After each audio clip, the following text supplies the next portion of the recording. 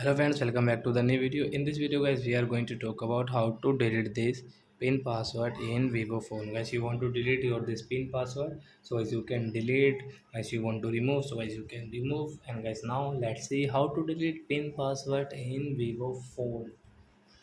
So guys, before starting video fans, I want to tell you if you're in my channel and you're watching my video first time, so first of all go and subscribe my channel, click the bell icon and like my video. So guys, first of all guys, come in your phone setting app. Then guys, click on guys security setting guys. Sorry friends, security setting, and guys click on screen lock. So you can see guys we have this pin password, so we will have to enter our pin which we have now. And guys click on first one option guys, known option, and guys you want to delete your pin. Yes guys, we want to delete our pin password, so guys we will click on this delete option.